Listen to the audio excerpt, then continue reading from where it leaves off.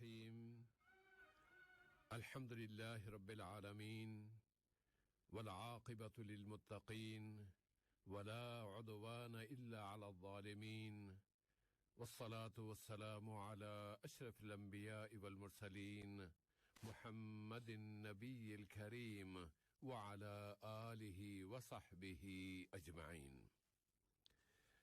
جمعہ 12 شوال سن 1443 ہجری بمطابق 13 مئی 2022 کی دوپہر 1 بجے اردو ریڈیو سے پروگرام نور اسلام سننے والوں کی خدمت میں محترم مولانا عبدالباسط العمری اور سیف الرحمان کا سلام و تحیات. پروگرام کے معمول کے مطابق پہلے حصے میں ٹیلی فون کے ذریعے آپ سامعین کے سوالات وصول کیے جائیں گے اور دوسرے حصے میں ایس ایم ایس پر آنے والے سوالات پروگرام میں شامل ہوں گے. ایس ایم ایس کے لیے نمبر ہے 92080 جبکہ ٹیلی فون نمبرز ہیں 44131280 اور 44874299. آج کے پروگرام کی پہلی کال ریسیو کر سکتے ہیں ہم، لیکن جیسے ہی آپ کی کال کا سلسلہ ان کا اشارے ملنا شروع ہوں گے تو ہم انشاءاللہ وصول کر لیں گے. اور پہلا اشارہ آ گیا ہے اور کال وصول کر لیتے ہیں. السلام علیکم. وعلیکم السلام رحمۃ اللہ وبرکاتہ. وسیم تبسم بات کر رہا ہوں. جی وسیم بھائی خوش آمدید. الحمدللہ. اچھا 2 سوال ہیں میرے. ضرور. نمبر 1 کہ جو بینکس میں لوگوں نے اکثر وہ رکھے ہوتے ہیں سرٹیفکیٹس وغیرہ جس پہ پر اینم بھی ملتا ہے اور منتھلی بھی جو ہے وہ ایک پروفٹ آتا رہتا ہے، لیکن آپ کی اماؤنٹ جو ہے وہاں پہ فکس رہتی ہے، تو کیا وہ اسلام کے مطابق وہ حلال ہے یا حرام ہے؟ جی. نمبر 1 جی. اور نمبر 2 اللہ تعالیٰ نے فرشتوں کو اور جنوں کو اور شیطان کو بھی اس وقت عبادت کے لیے پیدا کیا تھا، تو یہ انسان کو پیدا کرنے کا مقصد بھی یہی صرف تھا کہ بھی اللہ تعالیٰ کی عبادت کے لیے ہی وہ دنیا میں آئے ہیں؟ تو مقصد زندگی میں اللہ تعالیٰ نے کیوں انسان کو پھر بنایا؟ اچھی بات ہے، انشاءاللہ جی ضرور جواب آئے گا بھائی. جزاک اللہ خیر. بارک اللہ فیکم. بہت فی امان اللہ جی. اور ابھی اس وقت سامعین آپ مزید کال کر سکتے ہیں اور ہم پہلے اگلی کال لیتے ہیں. السلام علیکم. جی سر وعلیکم السلام جناب. جی بھائی کیا اس میں گرامی ہے؟ سوال ہے.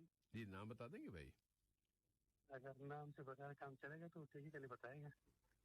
اچھا چلے گا، نہیں بتانا چاہتے کوئی مسئلہ نہیں ہے. چلو ٹھیک ہے جی. میرا ایک سوال ہے جناب. جی بھائی. ادھر جو آپ لوگ قطر میں رہتے یا ملکوں میں رہتے تو ہم لوگ ایک تنظیم ہوتے ہیں، کوئی کمیٹی ہوتے ہیں، کوئی تنظیم کہتے ہیں جی. تو ان کا جو آدمی ادھر مر جاتے ہیں یا وفات ہوتے ہیں تو جو اس کے لیے جو ہے نا ہم لوگ تنظیم میں پیسے جمع جی اس کے لیے ٹکٹ جو بچ جاتے ہیں تو اس کو گھر والوں کو بھیج جاتے ہیں. صحیح. اس کے بارے میں سوال کیا ہے بھائی؟ یہ کہ ہمارے جو بڑے لوگ ہیں نا انہوں نے اب ایک ترتیب بنایا ہے کہ جو آدمی کسی غلط کام میں مر گیا یا وفات ہو گیا تو اس کو نہیں ملے گا. اچھا. تو میں نے اس کو بتایا اور کوئی 2-3 آدمی نے کہ یار غلطی تو اس آدمی نے کیا، یہ پیسے تو اس کا گھر والوں کو ملتے ہیں، اس کا بچوں کو ملتے ہیں، اس کو باپ کو ملتے ہیں، تو اس کے ساتھ کیا ظلم کر رہے ہیں؟ اچھا. اور دوسری بات یہ کہ تو کوئی خیراتی ادارہ تو نہیں ہے، اگر میں نے پیسے نہیں دے تو اور پھر آگے والا ہم کو نہیں دے گا. تو وہ سے کہہ رہے کہ میں وہ ایک چلیے چونکہ یہ تو آپ کے نا ایک اپنے قبیلے کی حد تک ہے نا، جو آپ کے اس علاقے کی حد تک یہ مسئلہ ہے، لیکن اس کا جواب انشاءاللہ ضرور آ جائے گا بھائی. میں آپ کو بتاتا ہوں. جی بھائی. ایک متوا بیٹا ہوا تو ایک حدیث بیان کیا. کہتے کہ نبی کریم صلی اللہ علیہ وسلم نے کہا کہ انسان کا خیر کے کار میں تعاون کرو، جو خیر کے کام ہے اس میں نہیں کرو. میں نے کہا کہ بھائی وہ حدیث صاحب تو آپ لے کے ٹھیک ہے، لیکن یہ تو آپ میں کوئی خیر ادارہ تو ہے نہیں، یہ تو میں پیسے دے گا، آپ مجھے پیسے دے گا. بھائی یہ آپ اس کی جو آپ کی بحث ہے نا وہ تو لمبی ہو سکتی ہے، جو آپ کسی سے بھی کرنا چاہتے ہیں یا اس دوسرے اپنے ساتھیوں سے کرنا چاہتے ہیں جو اس میں حصہ لیں یا نہ لیں، لیکن اس میں مولانا کیا رہنمائی کر سکتے ہیں، ضرور جواب آ جائے گا بھائی آپ کا. بہت شکریہ بھائی آپ کا. فی امان اللہ. اگلی کال لیتے ہیں. السلام علیکم. السلام علیکم جی. الو السلام علیکم. علیکم السلام ورحمۃ اللہ وبرکاتہ. خالد محمد بول رہا ہوں. جی سالم بھائی. جی خالد محمد. خالد. اچھا خالد بھائی سوری خالد محمد صاحب کیا سوال ہے بھائی؟ جی میرا پہلا سوال ہے کہ ہمارے کچھ دوست ہیں وہ امام سے درخواست کرواتے ہیں کہ ان کی نمائت کے لیے صلاۃ الغیب پڑھائی جائے. تو ہم لوگ کو ان کی شخصیت نہ شناخت نہ پتہ ہو تو پڑھی جا سکتی ہے نہیں. یعنی یہ شخصیت سے مراد آپ کی کہ وہ خاتون ہیں یا مرد ہیں یا بچہ ہے، کہ یہ اس طرح کے جاننا چاہتے ہیں یا وہ نیک ہیں بد ہیں یا نہیں تو یا مرد ہے عورت ہے. اچھی بات ٹھیک ہے بھائی. جی وہ ہمیشہ ان کو جس کی مطلب جو ان کے دوست ہوتے وفات ہو جاتے تو ان سے یہ درخواست کرتے ہیں. جی ضرور. یہ دوسرا سوال ہے کہ مسجد میں اندر جیسے اگر کوئی گھومتا ہے یا پھرتا ہے تو یہ جائز ہے؟ مطلب کچھ لوگ نماز پڑھ رہے ہیں یا ذکر کرے تو یہ کچھ شخص ہے وہ ذکر کے ساتھ ہی مطلب گھومتے رہتے ہیں. یعنی گھومتے رہتے مطلب یہ کہ بیٹھے بیٹھے تھک گئے تھے، قرآن پاک ہاتھ میں پکڑا چلنا شروع کر دیا، ادھر سے ادھر جا رہے تاکہ وہ تلاوت بھی کر سکے، اس طرح کے جو اس کی طرف آپ کا اشارہ ہے کوئی؟ جی مطلب تسبیح پکڑ کر. ہاں تسبیح پکڑ کے اچھی بات ہے. ٹھیک ہے. السلام علیکم. بارک اللہ فیکم جی. انشاءاللہ جواب آئے گا بھائی. اور اگر ہم چونکہ کوشش ہماری یہ ہوتی ہے کہ پروگرام کے ابتدائی حصے میں ہی زیادہ سے زیادہ سوالات آ جائیں تاکہ ایک ساتھ پھر جوابات کا سلسلہ شروع کیا جائے. اور عام طور پہ ہوتا ہے کہ جب جوابات شروع ہو جاتے ہیں تو اس کے بعد پھر اشارے ملنا شروع ہوتے ہیں کہ کال آ رہی ہے، تو ہم جواب کو روکتے ہوئے جواب نہیں لیتے یا کال نہیں لیتے. السلام علیکم. وعلیکم السلام ورحمۃ اللہ وبرکاتہ. جی بارک اللہ فیکم بھائی. جی میرا نام محبوب بادشاہ سید ہے. جی محبوب بھائی. جی یہ عمرہ کے لیے پہلے سے لیتے ہوئے آخری تک کیا کرنا چاہیے، تھوڑا مستقل سے میرے کو تھوڑا سمجھا دیجیے. یعنی عمرہ کس طرح ادا کیا جاتا ہے؟ ہاں جی پہلے سے لیتے ہوئے آخر تک کتنا دن میں ہوتا ہے، ادھر مکے میں کیا دعا کرنا چاہیے، پھر اس کے بعد مدینہ جانا چاہیے، تھوڑا مکمل طور پہ کیسا میرے کو کرنے کا ہے تھوڑا. انشاءاللہ اللہ تعالیٰ آپ کو توفیق دے پہنچنے کی اور عمرہ کرنے کی، اور آپ کو عمرہ اور عبادت قبول فرمائے بھائی. آمین. اور کوئی سوال ہے بھائی؟ بس نہیں ایک ہی سوال. اچھی بات ہے محبوب صاحب، بہت شکریہ آپ کا. فی امان اللہ. اگلی کال لیتے ہیں. السلام علیکم. وعلیکم السلام. سر جی میرا 2 سوال ہے. جی نام بتا دیں گے بھائی؟ رسول اللہ انصاری میرا نام ہے. رسول کیا؟ رسول اللہ انصاری. جی. اور کچھ نام کے بارے میں چلیے بعد میں بات کر لیتے ہیں. آپ کے سوال کیا بھائی؟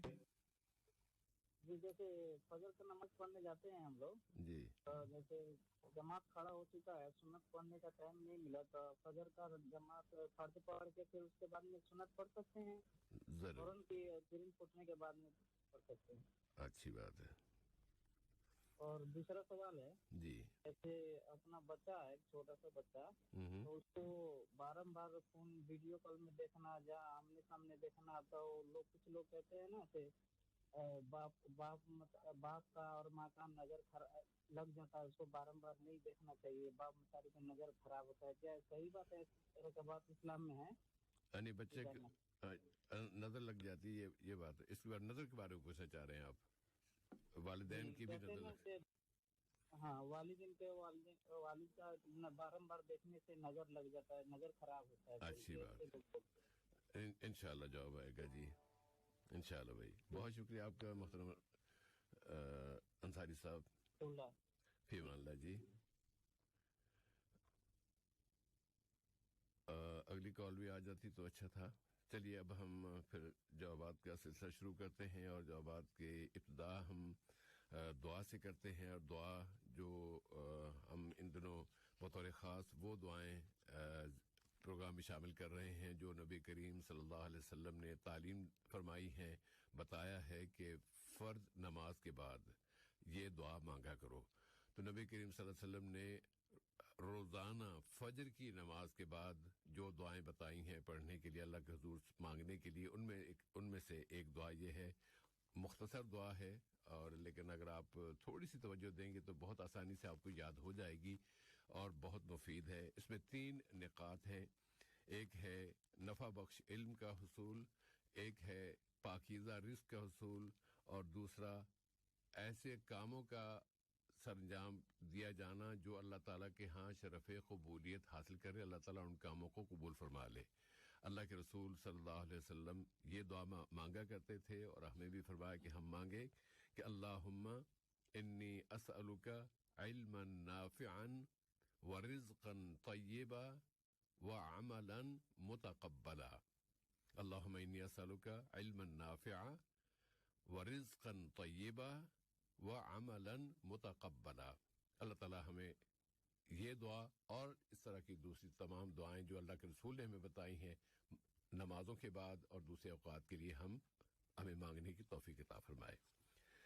اور اب آتے ہیں جوابات کی طرف. مولانا آپ کو یاد ہوگا کہ گزشتہ جمعے کے روز حلقے کے آخر میں ایک سوال SMS پر آیا تھا. اس پہ ہم نے ذکر کر رہے تھے کہ انسان پریشان ہو جاتا ہے، اسے اسٹریس ہوتے ہیں، کچھ عجیب سی پریشانی لاحق ہوتی ہے، ایسے میں کوئی دعا.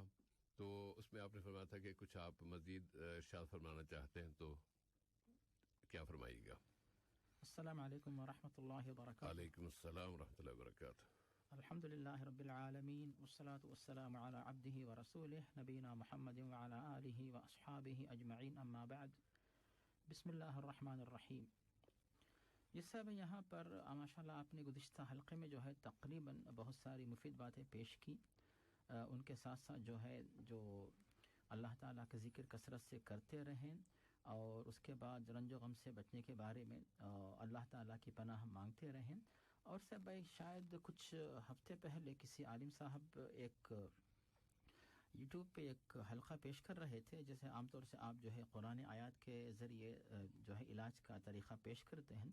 تو قرآن مجید میں جہاں کہیں لفظ سکینہ آیا ہوا ہے، هو الذی انزل السکینۃ فی قلوب المؤمنین، سکینہ یعنی سکون قلب کے معنی ہوتے ہیں.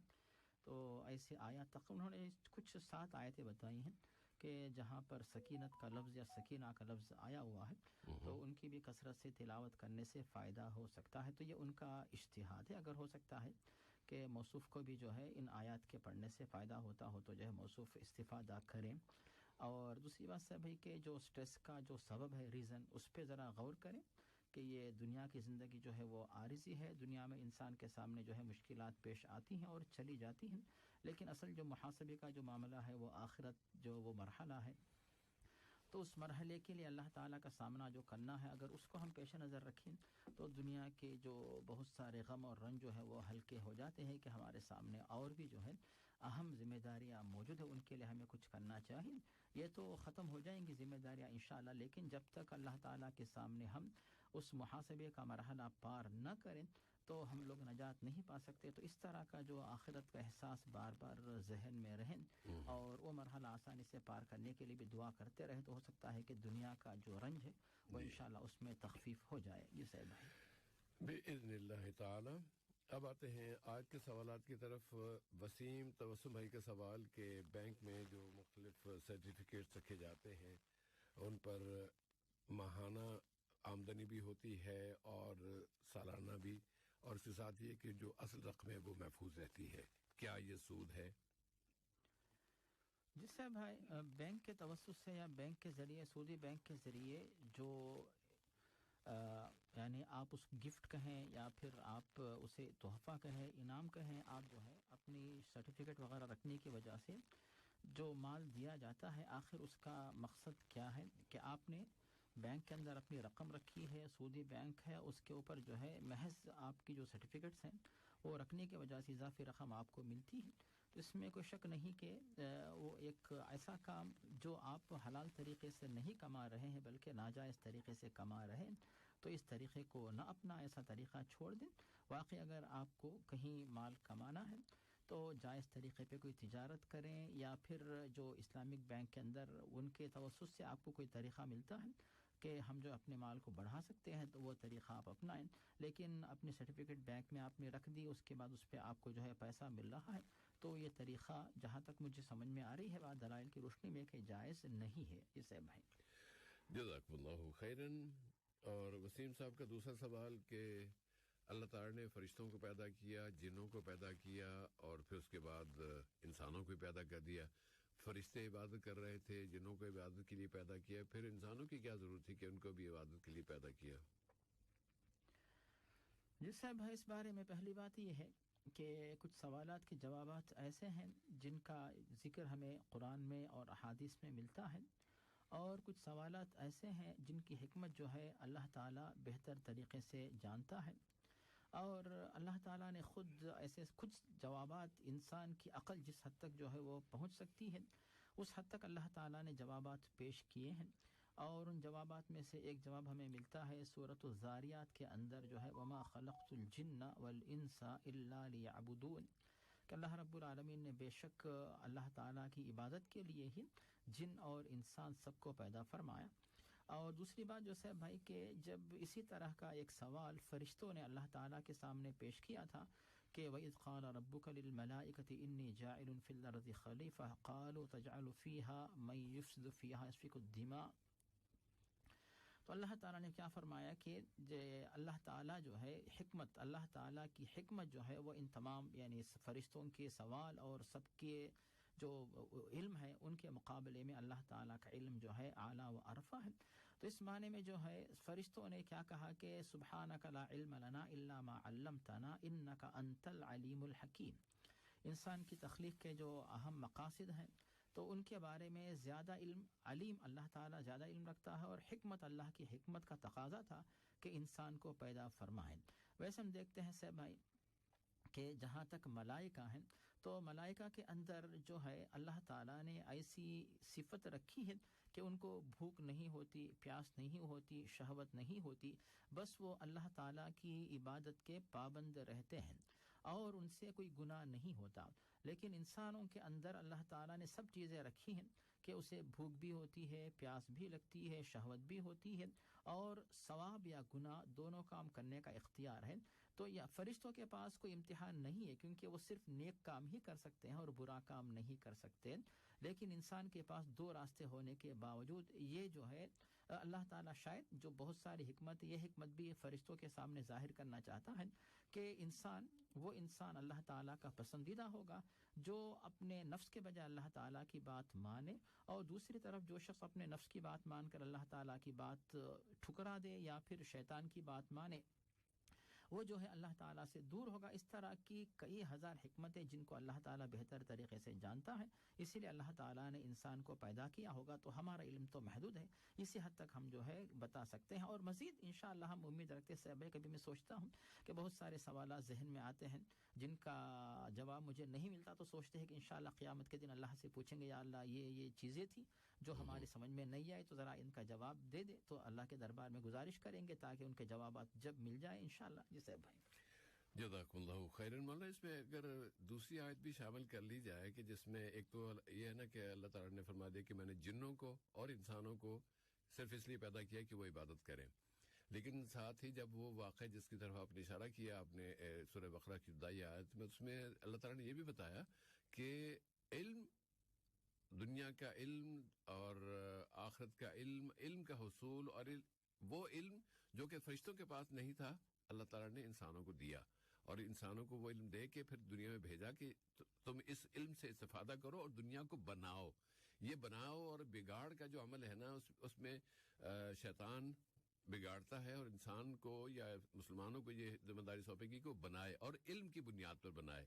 اس طرف اگر وَعَلَّمَ آدَمَ الْأَسْمَاءَ كُلَّهَا. جی صاحب بہت ایک اہم حکمت جو ہے آپ نے پیش کی. وَعَلَّمَ آدَمَ الْأَسْمَاءَ كُلَّهَا ثُمَّ عَرَضَهُمْ عَلَى الْمَلَائِكَةِ فَقَالَ أَنْبِئُونِي بِأَسْمَاءِ هَؤُلَاءِ إِن كُنتُمْ صَادِقِينَ. تو اسی وقت جو ہے فرشتوں نے جواب دیا قالوا سبحانك لا علم لنا الا ما علمتنا انك انت العلیم الحکیم. تو بے شک جیسے شیطان اور اس کے جو لشکر ہیں تو ان کا کام ہے بگاڑنا، اور جو شریف انسان ہوتے، صالح انسان جو اللہ تعالیٰ کی طرف سے دیا ہوا جو علم ہے اس سے استفادہ کرتے ہوئے اس دنیا کے اندر جو ہے وَلَا تُفْسِدُوا فِي الْأَرْضِ بَعْدَ إِصْلَاحِهَا، اللہ تعالیٰ نے دنیا کے اندر اصلاح رکھی ہے تو اس کے بعد جو ہے فساد نہ کرو اور فساد ہونے سے بچاؤ. تو بے شک اس علم کی بنیاد پہ اصلاح کرنا یہ بھی انسان کی تخلیق کے اہم مقاصد میں اس کو بھی شامل کیا جا سکتا ہے. یہ صاحب جزاکم اللہ خیراً. اگلا سوال ہے محترم جنہوں نے اپنا نام نہیں بتایا کہ وہ جو یہاں افراد یا تنظیمیں بنی ہوتی ہیں جو مختلف اپنے اس تنظیم کے ممبران سے چندہ جمع کرتی ہیں، اگر ان کے کسی ہم وطن کی وفات ہو جائے تو اس کے لیے پھر ٹکٹ خریدنا اور اس کی میت کو اس کے وطن پہنچانا، اس سلسلے کے جتنے بھی اخراجات ہوتے ہیں وہ پورے کیے جاتے ہیں، اور اگر جو بھی رقم بچ جائے وہ پھر اس میت کے پسماندگان کو دے دی جاتی ہے. اب ان کی تنظیم نے یہ فیصلہ کیا ہے کہ اگر کوئی فرد ہماری تنظیم کا کوئی ایسا آدمی کہ جو کسی جرم کے نتیجے میں فوت ہوا ہے، اس کو کوئی سزا ملی ہے، اس نے کوئی ایسا کام کیا کہ جس کے نتیجے میں اس کی موت واقع ہوئی ہے، تو ایسے فرد کو ہم اس کی میت کو اپنے وطن پہنچانے کا کام نہیں کریں گے تاکہ دوسرے لوگ اس سے عبرت پکڑیں. اب اس پہ ان کی طرف سے اعتراض یہ ہے کہ اس طرح تو پھر ٹھیک ہے، جانے والا تو تھا، اس نے جو کچھ کیا تو اس کا ذمہ دار وہ ہے، لیکن اس کے جو پسماندگان ہیں، بیوی بچے ہیں یا بیوہ بچے ہیں، اور ان کے اگر مدد کی جائے تو اس کے لیے یہ پابندی کیوں؟ اس طرح کا سوال تھا، تو آپ اس میں کیا رہنمائی فرمائیں گے؟ جس صاحب اس کے بارے میں ہم کیا رہنمائی کر سکتے ہیں، اختصار کے ساتھ یہ کہیں گے صاحب بھائی کہ المسلمون عند شروطہم، کہ مسلمان اپنے آپس میں جو شرائط مقرر کر لیتے ہیں تو ان کی پابندی کی جائے. بے شک یہ جو آیت اور اس کا مطلب جو ہے ہماری جو سمجھ میں آتا ہے وہ اپنی جگہ برحق ہے کہ وَتَعَاوَنُوا عَلَى الْبِرِّ وَالتَّقْوَى وَلَا تَعَاوَنُوا عَلَى الْإِثْمِ وَالْعُدْوَانِ. سورۃ المائدہ کے اندر اس آیت جو موجود ہے کہ نیکی اور بھلائی کے کاموں میں ایک دوسرے کا ساتھ دو اور گناہ اور ظلم کے کاموں میں ایک دوسرے کا ساتھ مت دو. تو جو تنظیم جس طرح قوانین بناتی ہے، کوئی بھی ایک تنظیم صاحب بھائی کے سہولت کے لیے اور لوگوں کی آسانی کے لیے اور لوگوں کی بھلائی کے لیے، لوگوں کو جرائم سے قابو میں رکھنے کے لیے اگر کوئی قانون بنایا جاتا ہے اور وہ قانون جو اسلامی تعلیمات سے ٹکراتا نہیں ہے تو پھر ایسے قوانین کی پابندی کی جائے تاکہ لوگ جرأت نہ کرے کہ چاہے وہ کسی بھی طرح فوت ہو جائے تو اس کو اس کی فیملی والوں کو فائدہ پہنچے گا. تو دوسری طرف اگر اس کو ڈر ہے کہ اگر اس طرح کی وفات ہو جائے تو پھر وہ بھی اس کی فیملی والے سب کے سب جو ہے اس طرح کے فائدے سے محروم رہیں گے، تو ہو سکتا ہے کہ اس کے دل میں ڈر ہو اور جو ہے ایسا جرم وہ نہ کرے. تو یہ ان کے آپسی قوانین، اس کی پابندی بالکل کی جا سکتی ہے. اب اس کے بعد جو ہے جو دوسری بات ہے سے بھائی کہ اگر واقعی موصوف جو ہے ان کے گھر والوں کو فائدہ پہنچانا چاہتے ہیں تو اس بندے کے جانے کے بعد اس کی زندگی میں، یعنی یہ قانون تو یہ صحیح ہے کہ اس کو اس کے گھر والوں کو فائدہ نہ پہنچایا جائے، لیکن آپ یہ سمجھتے ہیں اس کے گھر والے جو محتاج ہیں یا پھر دوسروں کے محتاج بننے کا اندیشہ رہتا ہے تو تنظیم والے، کمیٹی والے آپس میں بیٹھے، آپس میں مشورہ کریں کہ اس بندے نے تو جرم کر دیا لیکن ہم اس کی فیملی کی مدد کرنا چاہتے ہیں، تو پھر اس کمیٹی، چونکہ قانون نے ان لوگوں نے بنایا تو ان کی طرف سے اگر آپسی رضامندی ہو تو پھر وہ جو ہے اس کو، اس کی فیملی کو جو ہے فائدہ پہنچا سکتے ہیں، کوئی حرج نہیں ہے. اور جہاں تک صاحب بھائی موصوف کا یہ سوچنا کہ اگر اس پر سزا نافذ کی جائے تو پھر گھر والوں کا کیا ہوگا، تو یہ تمام جتنے بھی جرائم ہیں ان کے اندر بھی تو یہی بات ہوتی ہے. جیسے کوئی بندہ جو ہے چاہے وہ اسلامی احکام کی خلاف ورزی کرتا ہے جس پر سزا دی جاتی ہے، یا پھر قوانین کی خلاف ورزی کرتا ہے اس پر سزا دی جاتی ہے، تو پھر اس میں جو ہے اس کی فیملی کا خیال نہیں رکھا جاتا ہے، بلکہ اس کے جانے کے بعد اگر جو سوشل سروس کرنے والے خیراتی ادارے یا پھر جو دوسرے جو ادارے ہیں اگر ان کے پاس جو ہے ان کی طرف سے یعنی گزارش پہنچتی ہے، ریکویسٹ پہنچتی ہے، تو لوگ ان کی حالت کو دیکھ کر ان کی مدد کرنا چاہے تو پھر یہ اختیاری معاملہ ہوتا ہے. لیکن آپ اس قانون کو اپنی طرف سے سوچ کر تبدیل کر دینا تو یہ پھر آپ کی طرف سے شاید مناسب نہیں لگتا. آپ کی کمیٹی اگر اس بات کو مانتی ہے تو اس کی بنیاد پہ آپ جو ہے اس کی فیملی کو مدد کر سکتے ہیں. یہ صاحب بھائی جزاک اللہ خیراً. اگلا سوال ہے خالد محمد صاحب کی طرف سے کہ ان کے کچھ دوست ہیں جو اگر کسی فرد کی، ان کے جاننے والے کی، کسی رشتہ دار کی یا کسی اپنے وطن میں اس کی وفات ہو گئی ہے تو یہاں پر وہ امام صاحب سے درخواست کرتے ہیں کہ ہمارے ہاں جی اس طرح ڈیتھ ہو گئی ہے تو آپ ان کی غائبانہ نماز جنازہ ادا کر دیں. تو وہ پڑھا دیتے ہیں، نماز جنازہ پڑھاتے ہیں. تو مقتدی ہیں، اگر ان کو پتہ نہیں چلتا کہ جس کی نماز جنازہ پڑھی جا رہی ہے وہ مرد ہے، عورت ہے، بچہ ہے، کیا ہے، اس کے بارے میں پھر نماز جنازہ میں دعا کس طرح مانگی جائے, کیا کس طرح نماز جنازہ ادا کی جائے, کوئی حل ہے؟ جس صاحب اس کے بارے میں بالکل آسان بات یہ ہے کہ پیارے نبی صلی اللہ علیہ وسلم نے جنازے کی نماز کا حکم دیا, اور جنازے کی نماز جو ہے وہ فرض کفایہ ہے, اور در حقیقت جنازے کی نماز کے ذریعے مسلمان اس میت کے ساتھ اپنا تعلق, اپنا ربط, اپنی محبت, اپنی وفاداری اور اس کے حق میں گویا کہ اللہ تعالیٰ کے دربار میں سفارش کر کے اسے آگے بڑھا رہے ہیں کہ اللہ اس میت کو تیرے حوالے کر رہے ہیں, اس کے ساتھ بھلائی کر دے, تو یہ گزارش کر رہے ہوتے ہیں. یہ ہوگی پہلی بات. اور دوسری بات یہ ہے کہ جس کے لیے جنازے کی نماز پڑھی جائے جس میت کے لیے, تو اس کے بارے میں تمام جو نماز پڑھنے والے ہیں ان کے پاس مکمل علم ہونا ضروری نہیں ہے کہ صاحب کون تھے اور کیسے تھے. تو یعنی کہ اجنبی شخص کے بارے میں بھی جنازے کی نماز پڑھی جا سکتی ہے. اور جہاں تک مرد یا خاتون ہونے کا معاملہ ہے, اس کے بارے میں تو عام طور سے اعلان ہو جاتا ہے کہ بھئی فلاں شخص یا فلاں نام لیا جاتا ہے, یا پھر فلاں کسی کے دوست یا ساتھی, اس طرح کا کچھ ذکر ہوتا ہے. اگر نہ معلوم ہو تب بھی آپ پریشان مت ہو, بلکہ آپ جنازے کی نماز پڑھیں, آپ کو انشاءاللہ اجر ملے گا اور اس کا فائدہ میت کو ہوگا. اس سلسلے میں پریشان مت ہو.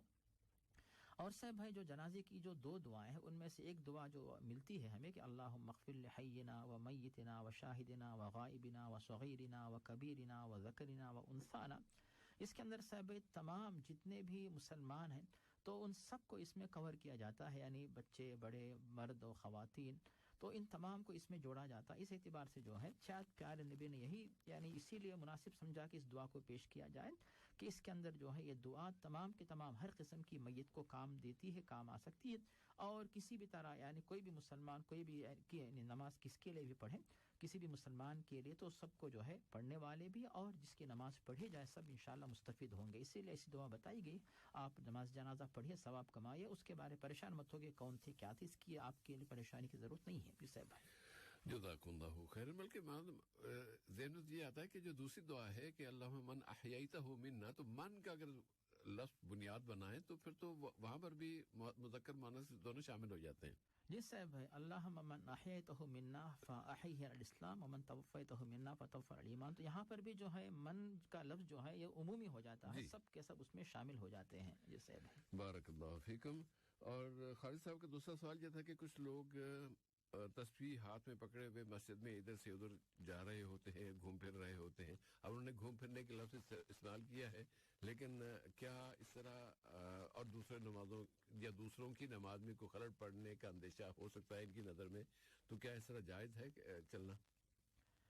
جی صاحب ہے, بے شک مساجد کے بارے میں احترام لازمی اور ضروری ہے.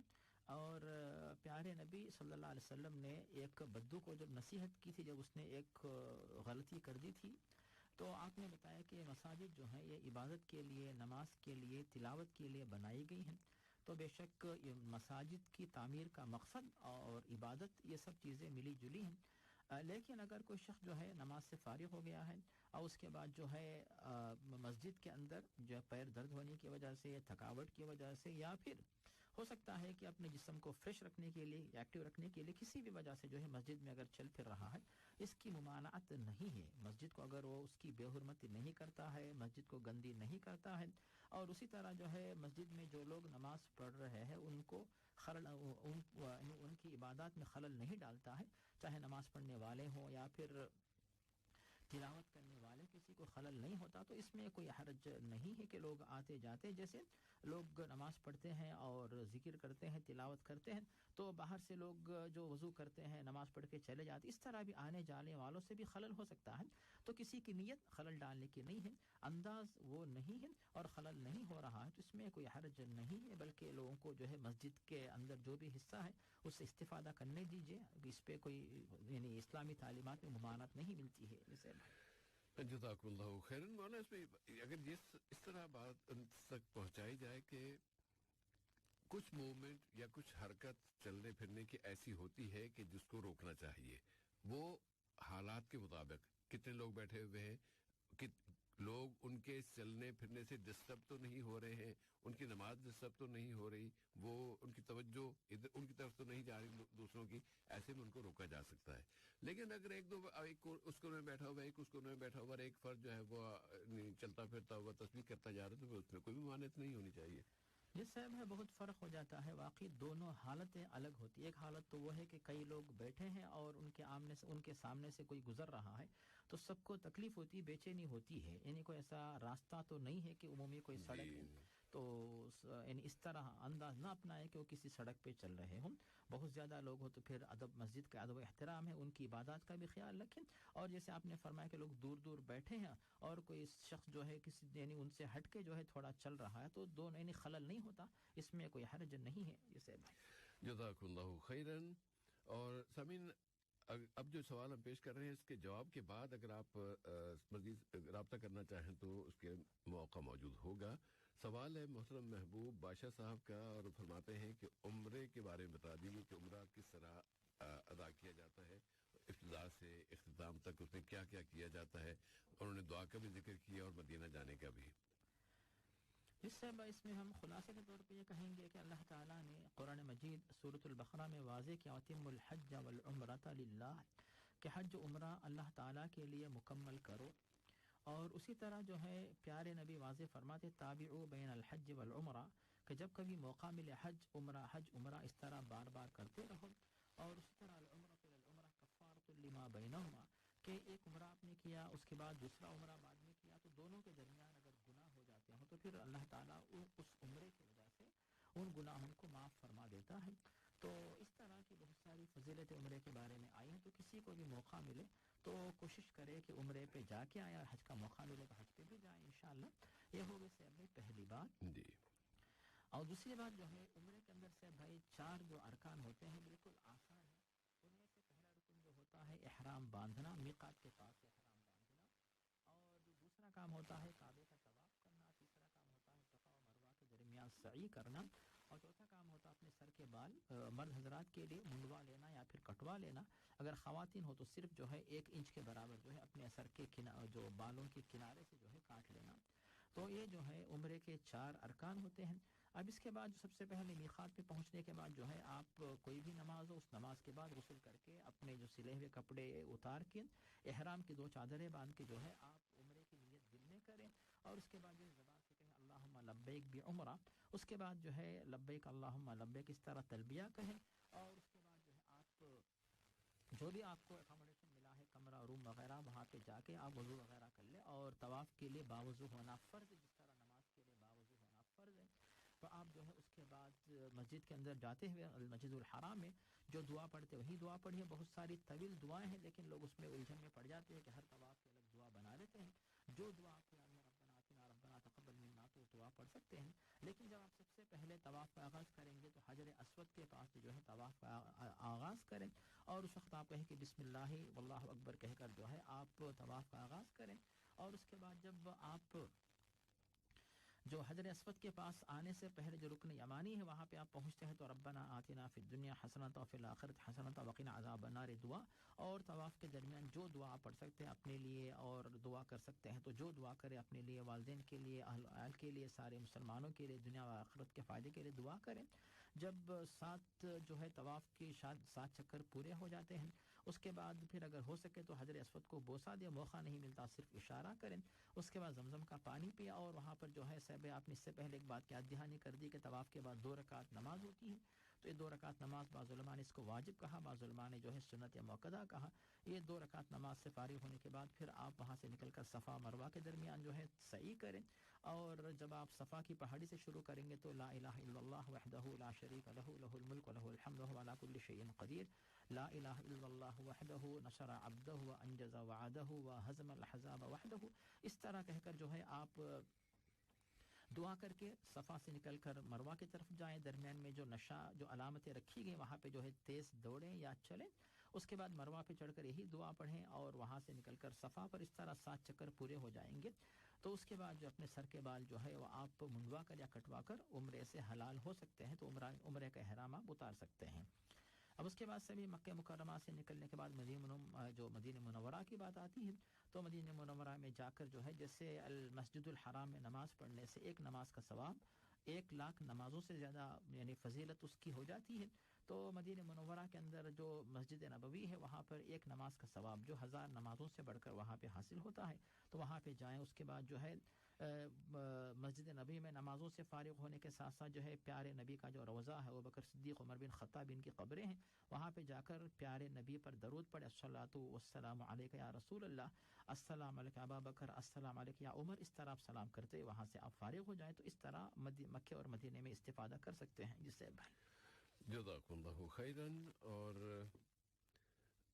محترم رسول اللہ نام بتایا انہوں نے، رسول اللہ انصاری صاحب، ان کا سوال تھا کہ فجر کی جماعت ہو رہی ہے، کوئی آدمی تاخیر سے پہنچا اور سنتیں اس نے ادا نہیں کی جو کہ فجر کے جب فرضوں سے پہلے پڑھی جاتی ہیں، تو اب وہ فرض پڑھنے کے بعد فوراً بعد سنتیں ادا کرے یا سورج نکلنے کے بعد؟ صاحب بھائی اس کا آسان جواب یہ ہے کہ فجر سے پہلے جو سنتیں ہوتی صاحب بھائی یہ بڑی اہم سنتیں ہیں. پیارے نبی نے بڑی تاکید کی ہے، اور پیارے نبی کبھی بھی سفر میں حضر میں فجر سے پہلے، فرض سے پہلے سنتوں کو نہیں چھوڑا کرتے تھے. اس بات کا خاص خیال رکھیں. اب آتی ہے بات کہ فجر کی نماز کے فرض سے پہلے جو ہے جلدی آ جائیں، تاکہ جو ہے جو سنت کی نماز 2 رکعت ہیں وہ جو ہے فرض سے پہلے آپ ادا کر سکیں. لیکن دیر سے اٹھے، کسی اور وجہ سے دیر سے پہنچے، جماعت کھڑی ہو چکی، تو جماعت کھڑی ہونے کے بعد سنت کی نماز پڑھنا یہ جو ہے ثواب کا کام نہیں ہوتا بلکہ گناہ کا کام ہوتا ہے. اس کی وجہ یہ ہے کہ صحیح مسلم میں ابو ہریرہ کی حدیث ہے، پیارے نبی واضح فرماتے ہیں کہ اذا اقیمت الصلاۃ فلا صلاۃ الا المکتوبہ، کہ جب نماز کی اقامت ہو گئی تو اس وقت جو ہے اس فرض کے علاوہ کوئی نماز نہیں ہوتی. تو اگر اس طرح کریں گے تو جماعت کی خلاف ورزی ہوگی، نبی کریم کے حکم کی خلاف ورزی ہوگی، اور اس سنت کا ثواب بھی فرشتے نہیں لکھتے کیونکہ اقامت ہو چکی ہے. تو کیا کریں گے، آپ جو ہے فرض کی جماعت میں شامل ہو جائیں، اور جیسے ہی جو فرض کی نماز فجر ختم ہو گئی، ختم ہونے کے بعد آپ چاہیں تو فوراً پڑھیں، کیونکہ فجر کی فرض کے بعد نفل نمازیں پڑھنا اسے منع کیا گیا ہے. لیکن صرف جو ہے سنت کی نماز اگر کسی کی رہ گئی ہو تو وہ شخص جو ہے فرض کے بعد سنت کی 2 رکعت نماز پڑھ سکتا ہے، جیسا کہ اس کے بارے میں بہت سارے دلائل بخاری اور مسلم میں اور دیگر ابو داؤد، مسلم احمد کے اندر موجود ہیں. کہ ایک دلیل تو یہ ہے کہ ایک صحابی پیارے نبی کے دور میں غلطی سے جو ہے وہ فرض کے وقت پیارے نبی فرض پڑھا رہے ہیں اور وہ صحابی سنت پڑھ رہے تھے، تو پیارے نبی نے ان کو ڈانٹا کہ تم نے اس طرح کیوں کیا. اور اس کے بعد جو ہے ایک صحابی جو ہے فرض کے بعد 2 رکعت پڑھ رہے تھے، پیارے نبی نے پوچھا کہ تم نے ہمارے ساتھ تو فرض پڑھ لی، یہ کیا ہے؟ انہوں نے کہا کہ میں نے فرض سے پہلے سنت نہیں پڑھی. تو پیارے نبی نے کہا کہ تب اس میں کوئی حرج نہیں، یعنی فرض کے فوراً بعد اگر کوئی بندہ سنت پڑھ لے، اس میں خود پیارے نبی کی طرف سے اجازت مل چکی ہے. لیکن اگر کوئی شخص جو ہے فرض کے فوراً بعد ذکر و اذکار میں مصروف ہو کر پھر سورج طلوع ہونے کے بعد اشراق کا جو وقت آتا ہے، یعنی سورج طلوع ہو کر 15 منٹ گزرنے کے بعد اگر کوئی پڑھنا چاہے تب بھی کوئی حرج نہیں. لیکن عام طور سے یہ ہوتا ہے صاحب ہے کہ کسی کا وضو ٹوٹ جاتا ہے، نیند آتی ہے، مصروفیت میں چلا جاتا ہے، ڈیوٹی ہوتی ہے، تو لوگوں کو وقت نہیں ملتا، بلکہ کچھ لوگ بھول بھی جا سکتے ہیں. اس سے علماء نے بات بتائی کہ آپ فرض کے فوراً سنت کی نماز پڑھ لیجئے، اس کے بعد آپ گھر چلے جائیں، گھر پہ ہی آپ 2 رکعت پڑھ لیں، اس میں کوئی حرج نہیں ہے، بلکہ آپ پڑھیں. اصل بات تو یہ ہے کہ فجر کے بعد فرض کے بعد جو 2 رکعت جو فرض سے پہلے والی سنت جب کبھی موقع ملے پڑھے، لیکن پہلے پڑھنا افضل ہے. مجبوری میں جو ہے فرض کے فوراً بعد بھی سنت کی نماز پڑھی جا سکتی ہے. جسے بھائی جزاکم اللہ خیراً. مولانا اس طرح کے اور بھی بہت سے مسائل آتے ہیں کہ جس میں احادیث کی موجودگی یا احادیث کی بنیاد پر بتایا جاتا ہے کہ اللہ کے رسول صلی اللہ علیہ وسلم کا مبارک فرمان یہ ہے، لیکن لوگوں کا رویہ، لوگوں کا عمل تبدیل نہیں ہوتا، اس لیے کہ جی ہم تو فلاں امام کو ماننے والے اور ہمارے مولوی صاحب نے یا ہمارے امام نے ہمیں یہ فتویٰ دیا ہے کہ اس طرح کیا جائے، تو وہ حدیث کو ریفیوز کر کے یا حدیث کو مسترد کر کے یا حدیث پر عمل نہ کر کے ترک کر کے کسی اور کی بات مان رہے ہوتے ہیں. تو ایسے لوگوں کو ذرا سوچ لینا چاہیے کہ جس اللہ نے نبی کریم صلی اللہ علیہ وسلم کو رہنما بنا کے بھیجا، اس نبی نے حکم دیا کہ اس طرح کرو، اور آپ اسے چھوڑ کر کسی اور کی بات کو مانتے ہیں اور کہتے ہیں کہ نہیں چونکہ انہوں نے کہہ دیا تھا ہم تو فلاں کو ماننے والے ہیں. تو اگر آپ کسی بھی ماننے والے کو اللہ کے رسول پر ترجیح دیتے ہیں تو پھر آپ کی ساری عبادتیں وہ ریفیوز ہو سکتی ہیں، مسترد ہو سکتی ہیں، آپ کو جان کے لالے پڑ جائیں گے، اور وہاں اس وقت پھر کچھ کرنے کے لیے کچھ نہیں ہوگا. اللہ محفوظ رکھے اور ہمیں توفیق دے کہ ہم حدیث کی بات آ جائے, صحیح حدیث ہونی چاہیے. جب حدیث صحیح مل جائے تو اس کے بعد پھر کسی اور طرف رخ نہ کریں. جی سر بھائی. انصاری صاحب کا دوسرا سوال بچوں کے نظر لگنے کے بارے میں انہوں نے پوچھا تھا, اور یہ آخری سوال ہوگا اگر کوئی اور ٹیلی فون کال نہیں آئی تو, ورنہ پھر ہم ایس ایم ایس کی طرف منتقل ہوں گے. اور کہتے ہیں کہ کہا جاتا ہے کہ والدین کو بھی چاہیے کہ وہ اپنے بچوں کو یا اپنے بچے کو بار بار نہ دیکھیں, اسے نظر لگ جائے گی. کیا یہ بات صحیح ہے؟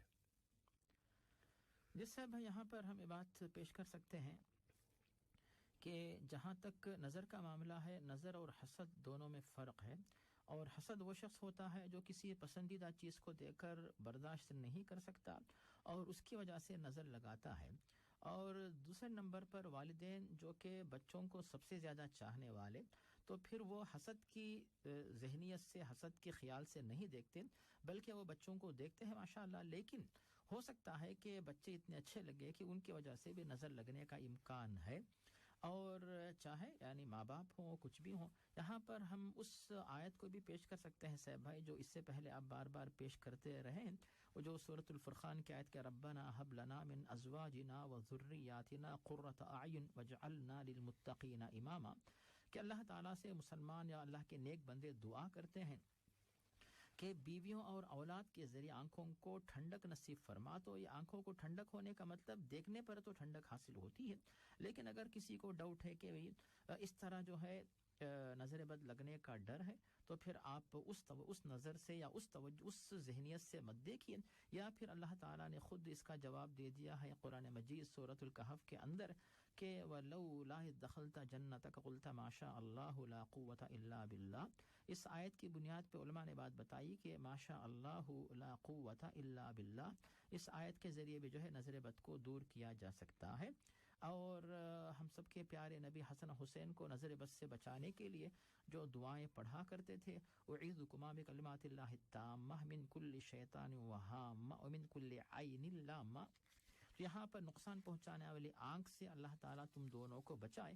تو اس طرح جو ہے ہم لوگ اگر یا کوئی بھی جو ہے ماں باپ اپنی اولاد کو نظر بد سے بچانا چاہے تو اس دعا کو بھی پڑھ سکتے ہیں. تو ایک تو ہو گئی بات ما شاء اللہ لا قوة الا باللہ, اور دوسری جو ہے اعیذک یا اعیذکم بکلمات اللہ التامہ من کل شیطان وہامہ من شر کل شیطان وہامہ من کل عین لامہ. اس دعا کے ذریعے بھی جو ہے نظر بد سے بچایا جا سکتا ہے. جس سے جزاکم اللہ خیراً. اور چونکہ مولانا ان کی الجھن یہ تھی کہ وہ کہتے ہیں کہ بار بار بچے کو دیکھنا ہی نہیں چاہیے تاکہ وہ نظر سے بچ سکے. بھائی بار بار دیکھیے, جب جب نظر پڑے ماشاءاللہ پڑھیے, نظر نہیں لگے گی.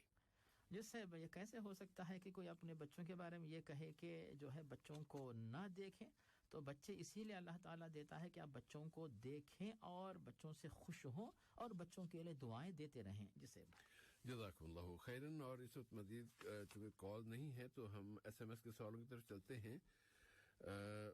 44 نمبر سے سوال ہے کہ کسی کے انتقال کے بعد کتنی مدت میں ان کی وراثت ڈسٹریبیوٹ کرنی چاہیے؟ کیا ڈیلے کرنے سے مرحوم پر کوئی گناہ آتا ہے؟ اس سے یہاں پر ہم یہ بات ذہن میں رکھیں کہ کسی کی وفات ہو جائے تو اس کی جو وراثت ہے, جو بھی ترکہ ہے, اس کا جو مال ہے مرحوم کا یا میت کا, اب وہ اس کے اختیار سے نکل چکا اور وہ مال اب جو ہے ورثاء کی ملکیت میں داخل ہو چکا ہے. لیکن اب کس کو کتنا ملے گا وہ آپس میں تقسیم کر کے فیصلہ کریں گے, اور یہ تقسیم بھی اللہ تعالیٰ کی طرف سے اس کا طریقہ بتا دیا گیا ہے. تو اس کا اختیار اب مرحوم کے ہاتھ میں چونکہ نہیں ہے, تو اب مرحوم کے اوپر ہم ذمہ داری عائد نہیں کر سکتے کہ اگر ورثہ جو ہے تاخیر کرے تو مرحوم کو گناہ ہوگا. لیکن یہ بات تو بے شک یقینی ہے کہ مرحوم نے زندگی میں جو کچھ کیا ہے وہ اسی لیے کہ جو کچھ انہوں نے بچایا ہوگا, بچت کی ہوگی کہ ان کے بیٹے اور بیٹیاں جو ہے ان کے مال سے فائدہ اٹھائیں. تو جتنی جلدی جو ہے اس ترکے کی تقسیم ہوگی تو مرحوم کو اتنا ہی زیادہ جو ہے ان کو خوشی ہوگی, ان کو مسرت ہوگی, روح کو سکون حاصل ہوگا کہ جو مال میں نے اپنے بچوں کے لیے چھوڑا اس مال سے بچے فائدہ اٹھا رہے ہیں. لیکن اگر کسی ایک نے پورا جو ہے ہڑپ لیا ہے، دوسروں پہ ظلم کیا ہے، دوسروں سے چھین لیا ہے، یا پھر دوسروں کو اس مال سے استفادہ کرنے سے محروم کر کے رکھا، روک کے رکھا ہے، تو وہ ایسا شخص جو ہے وہ گنہگار ہوگا. جب اللہ تعالیٰ نے واضح کر دیا کہ مال کو تقسیم کرو، تو اللہ تعالیٰ کے حکم میں تاخیر کی کوئی وجہ نہیں ہے. جیسے نماز کا وقت آ گیا تاخیر نہ کرے، زکوٰۃ فرض بھی تاخیر نہ کرے، رمضان کا مہینہ آتا ہے تو روزے رکھیں. اسی طرح جو ہے اللہ تعالیٰ نے جو وراثت کی تقسیم کے بارے میں حکم دے دیا کہ نصیبا مفروضا، اللہ تعالیٰ کی طرف سے مقرر کیا ہوا یہ حصہ ہے، تو فرض کیا ہوا حصہ، تو یہ تقسیم جو ہے فرض ہے. انسان کے اختیار میں بات نہیں رکھی گئی. اگر انسان کے اختیار میں چیز رکھی جاتی تو پھر شاید جو ہے جو طاقتور ہوتے وہ جو ہے وہ چھین لیتے، اور جو کمزور ہوتے تو محروم ہو جاتے. اسی لیے اللہ تعالیٰ نے اس کو اپنی طرف سے فرض قرار دیا. اور یوصیکم اللہ فی اولادکم، اللہ تعالیٰ نے یہ بھی بتا دیا کہ یوصیکم یعنی تاکید کے ساتھ اللہ تعالیٰ حکم فرما رہا ہے کہ وراثت کی تقسیم مکمل کرو. تو اس میں جو ہے علماء کی تحقیق کے مطابق بہتر یہ ہے کہ اگر موقع ملے تو میت کی تدفین سے پہلے ہی جو ہے یہ تینوں کام کر لے جائیں. پہلی بات تو یہ ہے کہ کیا میت کے اوپر قرض ہے تو قرض ادا کیا جائے. دوسرے نمبر پر کیا میت نے وصیت کی ہے، وصیت کی تکمیل کی جائے. تیسرے نمبر پر جو ہے میت کے مال کی تقسیم جو ہے وہ عمل میں لائی جائے. اس کے بعد پھر جو ہے جنازے کی باقی کارروائی کی جائے. لیکن مالی جو کارروائیاں ہوتی ان میں جو ہے تاخیر ہونے کا ڈر رہتا ہے کہ مال جو ہے بینک سے لایا جائے، پیسے بینک سے لائے جائیں، یا پھر جو ہے زمینات اگر ہوں تو ان کی تقسیم میں ٹائم لگتا ہے. تو اس کے لیے جو ہے جتنی جلدی ہو سکے اولین فرصت میں بغیر کسی تاخیر کے، تاکہ میت کو بھی اطمینان ہو، سکون ہو کہ میرا مال غلط طریقے پہ خرچ نہیں ہو رہا ہے اور ہر ایک حقدار کو حق مل رہا ہے. تو اس طرح جو ہے، اور اللہ تعالیٰ سب سے پہلے راضی ہوتا ہے کہ اللہ تعالیٰ نے بندوں کو جو حکم دیا ہے اس حکم کے مطابق عمل کر رہے ہیں. اور اسی طرح پیارے نبی کے دل پر جو قرآن نازل ہوا اس پر عمل ہو رہا ہے، تو اللہ کی رضامندی ہے. پیارے نبی کی شفاعت کا حقدار وہ لوگ سب بن سکتے ہیں جو یہ کام جو ہے اولین فرصت میں کریں گے. اور اگر اس میں تاخیر کریں تو پھر ایسے لوگوں کے بارے میں یعنی تاخیر کی کوئی وجہ تو نہیں ہے، تاخیر کریں گے تو پھر کسی کا فائدہ نہیں.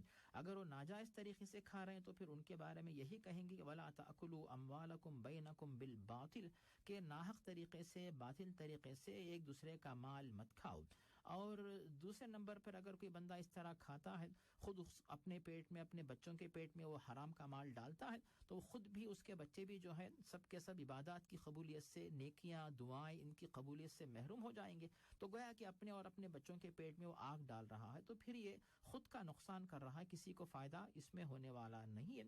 اور یہاں پر ایک بات یہ بھی ہے بھائی، اگر کوئی شخص زمین و پراپرٹی کے بارے میں ظلم کرتا ہے تو جتنی زمین ہڑپ رہا ہے اس سے بڑھ کر 7 گنا بڑی زمین اس کے گلے میں ڈالی جائے گی، اور قیامت کے دن جو ہے وہ سب کے سامنے آئے گا اور پتہ چلے گا کہ یہ وہ شخص جو ناجائز طریقے سے دوسروں کی زمین ہڑپ رہا تھا. ایسی بہت ساری باتیں ہیں، تو لوگوں کو ظالم نہیں بننا چاہیے. اور یہ بھی نہ سوچنا چاہیے بھائی کہ کچھ ورثہ مالدار ہیں، کچھ ورثہ غریب ہیں، آپ یہ کہیں گے کہ بھئی جو مالداروں کو جو ہے آپ محروم کر دو، غریبوں کو دے دو. ایسا نہیں ہے. سب کو جتنا حصہ اللہ تعالیٰ نے مقرر کیا وہ دے دیا جائے.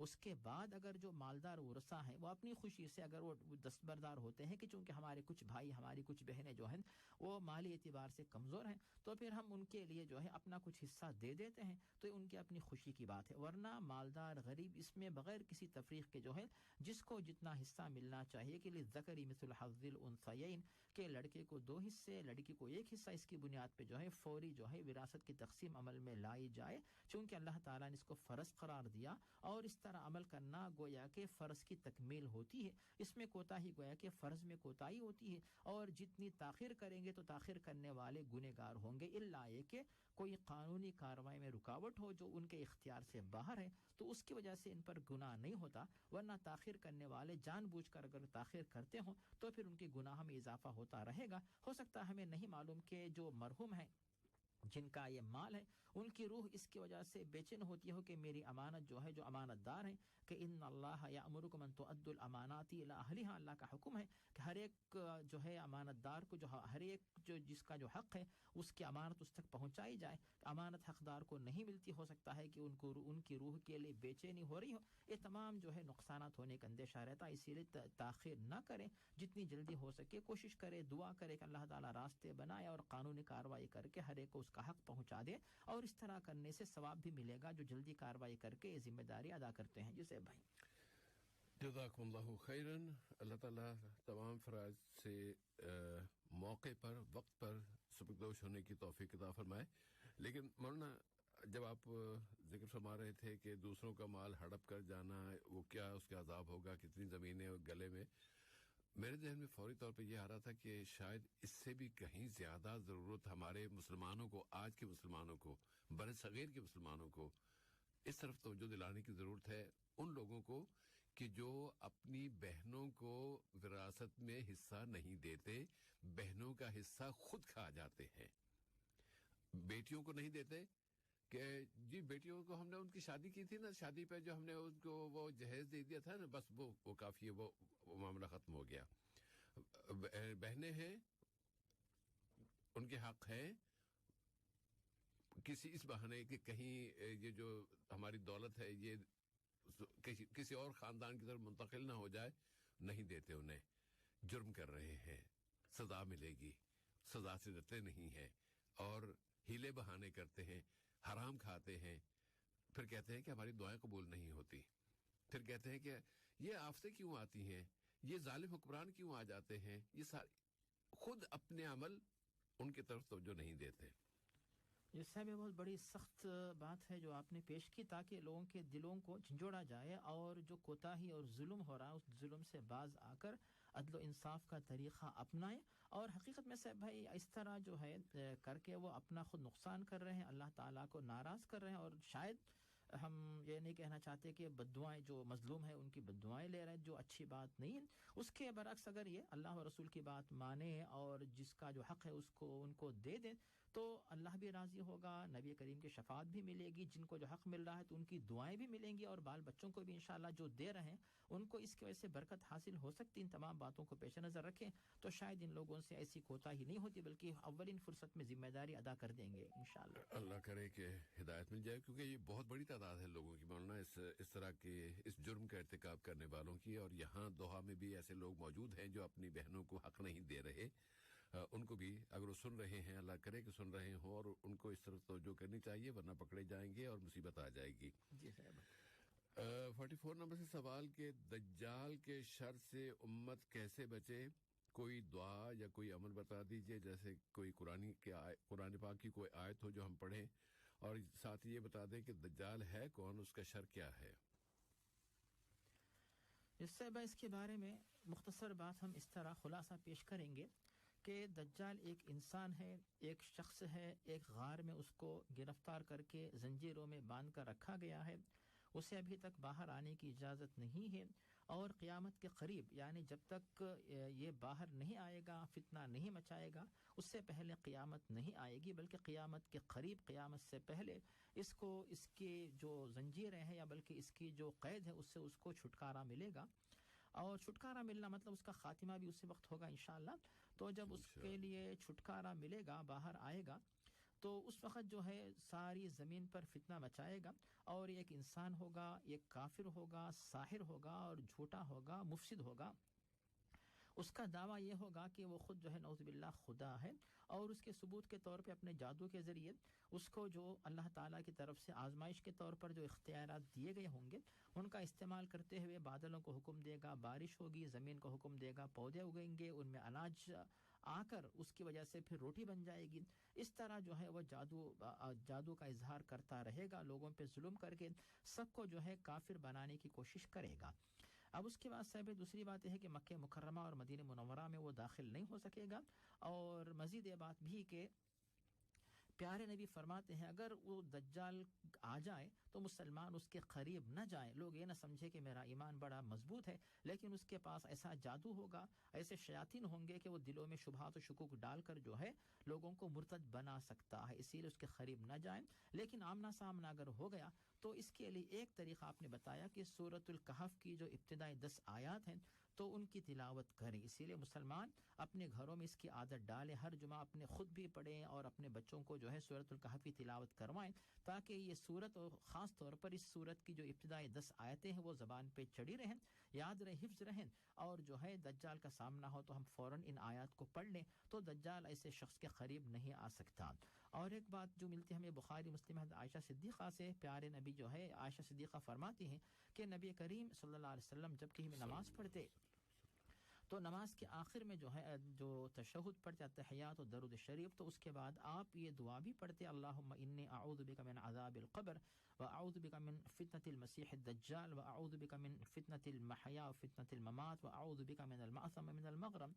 تو اس طرح کی اور بھی دعائیں ہیں جن میں جو ہے پیارے نبی سے یہ بات ہمیں ملتی ہے کہ آپ جو ہے اللہ کی پناہ مانگتے ہیں، اللہ کی پناہ مانگتے ہیں دجال کے شر سے بچنے کے لیے۔ اس طرح کی جو دعائیں ان کو پڑھیں تاکہ اپنا تحفظ ہو جائے۔ ایک تو ہوگی صاحب بھائی عموم یعنی انفرادی طور پر ایک مسلمان اپنے آپ کو کیسے بچا سکتا ہے، لیکن عمومی بات کہ ساری دنیا کو بھی تو اس سے چھٹکارا چاہیے، تو پھر ساری دنیا جو ہے اس سے چھٹکارا پانے کا طریقہ اللہ تعالیٰ نے یہ رکھا ہے کہ عیسیٰ علیہ السلام کا ساتھ دینے والے مسلمان ہوں گے۔ لوگ یہ نہ سمجھے کہ جو اپنے آپ کو کرسچن کہتے ہیں وہ عیسیٰ علیہ السلام کا ساتھ دیں گے، لیکن ان کے سامنے یہی بات ہوگی یا تو مسلمان بن کے عیسیٰ علیہ السلام کا ساتھ دو، اور اگر کفر پہ رہنا ہے تو پھر ان کا شمار دجال کے چیلوں میں، دجال کے لشکر میں ان کا شمار ہوگا۔ چاہے اس دور میں جتنے بھی گروہ ہوں گے صرف 2 گروہوں میں تقسیم ہو جائیں گے، مسلمان عیسیٰ علیہ السلام کے پیچھے ہوں گے، اور جو دجال کا ساتھ دینے والے اسلام میں نہیں آنے والے وہ دجال کے ساتھ رہیں گے، تو 2 فرقے ہو جائیں گے۔ اس کے بعد جو ہے فائنل یا فیصلہ کن جو جنگ ہوگی تو فلسطین کے اندر لد نامی مقام پر جو ہے عیسیٰ علیہ السلام دجال کا خاتمہ کریں گے۔ اس طرح ساری دنیا کو دجال کے فتنے سے انشاءاللہ چھٹکارا مل جائے گا۔ جی صاحب بھائی جزاک اللہ خیراً۔ اور چونکہ نبی کریم صلی اللہ علیہ وسلم نے ہمیں دعائیں سکھائی ہیں دجال کے فتنے سے بچنے کے لیے، تو ان کا اہتمام ہم کرتے ہیں۔ اور یہ اور بات ہے کہ وہ جو فی نفس سے ہی کوئی شخص کسی شخصیت کی شکل میں دجال کی جو آمد ہوگی وہ تو قیامت کے قریب آئے گی، حضرت عیسیٰ علیہ السلام کے ہاتھوں وہ قتل ہوگا۔ لیکن اللہ کے رسول نے جب اتنے 100 سال پہلے ہمیں اس کا اہتمام کیا اور صحابہ کو کہا کہ آپ یہ دعائیں مانگیں، تو اس لیے جو ان کا سوال کا دوسرا حصہ تھا نا کہ اس کے شر سے مراد کیا ہے، تو اس کے شر جو ہے وہ ضروری نہیں کہ وہ فی نفس ہی ایک شخص تو اس وقت اس کے شر سے پناہ مانگی جائے اور اس کے شر سے بچنے کی اللہ کے رسول نے دعا سکھائی، بلکہ ہر وہ شر جو کہ جہنم کی طرف لے کے جانے والا ہے آپ اس سے پناہ مانگتے ہیں اور اس سے پناہ مانگتے رہنا چاہیے، تاکہ ہم ان لوگوں میں شامل ہوں جو فلسطین میں جو بھائی بہن ہمارے اللہ کے راستے میں جہاد کر رہے ہیں، مرابطین ہیں، مسجد اقصی کے دفاع کر رہے ہیں، ہماری ہمدردیاں، ہماری دعائیں، ہمارے جذبات ان کے ساتھ ہوں، اور وہ آئے دن شہید ہو رہے ہیں۔ ہم سن کے ہم اگنور کرتے ہیں وہ تو فلسطینی ہے، تو پتہ نہیں کیا کیا ہوتا ہے، چلی جی یعنی ایسے اگنور کر دینا، یہ گویا کہ اپنے آپ کو مسلمانوں سے الگ کر دینے والی بات ہے۔ اس طرف ہمیں توجہ کرنی چاہیے، شیطان ابلیس کے چکر میں نہ پڑے ہم لوگ، اور ہم وہ اس مقام کے دفاع کرنے والوں کے لیے اپنی دعا میں حصہ رکھیں جہاں اس دجال کا مقابلہ کیا جائے گا، اور ایک نبی کے ہاتھوں نبی کریم صلی اللہ علیہ وسلم کی امت اس دجال کا خاتمہ کرے گی، اور حضرت عیسیٰ علیہ السلام اس وقت نبی کریم صلی اللہ علیہ وسلم کے امتی کے طور پر ہوں گے۔ اس طرح پروگرام نور اسلام کا آج کا حلقہ اپنے اختتام کو پہنچتا ہے۔ باذن اللہ تعالی آئندہ جمعے کے روز اسی وقت یعنی دوپہر 1 بجے آپ سے دوبارہ ملاقات ہوگی۔ تب تک کے لیے محترم مولانا عبدالباسط العمری اور سیف الرحمان کو اجازت دیجیے۔ دعاؤں کا سلسلہ جاری رکھیے گا۔ اللہ تعالیٰ دعائیں ہی ہمارا ہتھیار ہیں، اور دعائیں ہی ہمارے کام آنے والی ہیں، اس دنیا میں بھی اور آخرت میں بھی۔ دنیاوی مسائل کو بھی حل کرنا ہے تو ہمیں دعاؤں ہی کے ذریعے جد و جہد کرنی ہے، کوشش کرنی ہے۔ کوشش کرنے کے ساتھ اگر دعائیں نہیں ہوں گی تو ضروری نہیں ہے کہ آپ کامیاب ہو جائیں، لیکن دعاؤں کو جیسے اللہ کے رسول نے ہتھیار بتایا تو اس ہتھیار کو کبھی زنگ نہ لگنے دیں۔ اجازت، السلام علیکم ورحمۃ اللہ وبرکاتہ، وصلی اللہ علی نبینا محمد وعلی آلہ وصحبہ وبارک۔